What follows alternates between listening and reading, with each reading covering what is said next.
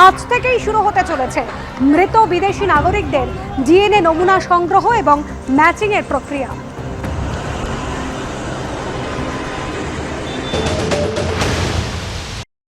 শনিবার সন্ধ্যাবেলা থেকেই দেহ হস্তান্তর শুরু হয়েছে এবং প্রথমে একটি দেহ হস্তান্তর করা হয়েছিল, তারপর সারা রাতের মধ্যে টোটাল এখনো অবধি যা জানা যাচ্ছে 11টি দেহ হস্তান্তর করা হয়েছে।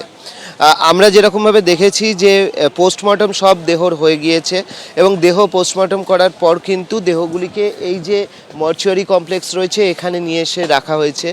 অন্যদিকে হচ্ছে ডিএনএ টেস্টের যে রিপোর্টগুলো আসছে, যতগুলো রিপোর্ট আসছে সেগুলো ম্যাচ করার পরপরই কিন্তু দেহ তুলে দেওয়া হচ্ছে এবং সেই অনুযায়ী 11টি দেহ তুলে দেওয়া হয়েছে।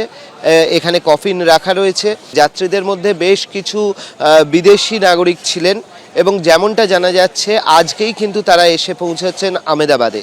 তাদের জন্য সরকারের পক্ষ থেকে বিশেষ ব্যবস্থা করা হয়েছে এবং তারা আজকে আহমেদাবাদে আসছেন এবং তাদেরও যে ডিএনএ টেস্ট সেই ডিএনএ টেস্ট করা হবে এবং সেই জন্য তারা আজকে ইতিমধ্যেই এসে পৌঁছতে শুরু করেছেন। একদিকে আমরা দেখতে পাচ্ছি এই যে পুরো জায়গাটা দেখতে পাচ্ছ যে এখানে সমস্ত ব্যবস্থা করা হয়েছে, প্রচুর পুলিশ এখানে রয়েছে একদিকে। অন্যদিকে কালকে রাতে আমরা যেরকমভাবে দেখেছি কফিন থেকে শুরু করে কাপড় থেকে শুরু করে সমস্ত দেহ হস্তান্তরের প্রক্রিয়ার জন্য যে জিনিসপত্র আনার সেগুলো নিয়ে আসা হয়েছে।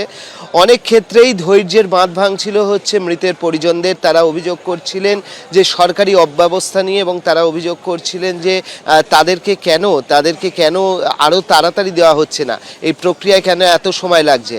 এমনকি আমরা এটাও দেখেছি এখানকার প্রাক্তন মুখ্যমন্ত্রী বিজয় রূপানী, তার দেহও কিন্তু হস্তান্তর হয়নি। তো সেই জায়গা থেকে দেহ হস্তান্তরের প্রক্রিয়া এখন চালু হয়েছে এবং যেটা জানা যাচ্ছে যে বিজয় রূপানীর দেহ আজকেই হস্তান্তর হতে পারে এবং হস্তান্তর করার পরে তার দেহ নিয়ে চলে যাওয়া হবে রাজকোটে এবং তার শেষকৃত্য রাজকোটেই সম্পন্ন হবে। Like I said, taking utmost seriousness of the incident, see the composition of the high-level committee involves people from various backgrounds, and the people we feel who can bring in a lot of expertise and value to the committee which is going to investigate in a holistic way into the incident. And we have put a time limit of 3 months for them to sit down, talk to various stakeholders, and involve and discuss with any other important expert that is necessary as per their investigation, including the ICAO. Many international organizations have also time and again established that. খাস কলকাতায় ফের আগ্নেয়াস্ত্র উদ্ধার, গ্রেফতার করা হলো দুষ্কৃতীকে। ট্যাংরার police Khatik road থেকে গ্রেফতার করা হয় যুবককে। ধৃত শেখ শাহজাদ কসবার বেদিয়াডাঙ্গার বাসিন্দা বলে জানা গিয়েছে। উদ্ধার হয়েছে একটি সিঙ্গেল শটার এবং 1 রাউন্ড গুলি। কোথা থেকে কি উদ্দেশ্যে অস্ত্র আনা হয়েছিল তা তদন্ত শুরু করেছে ট্যাংরা থানার পুলিশ।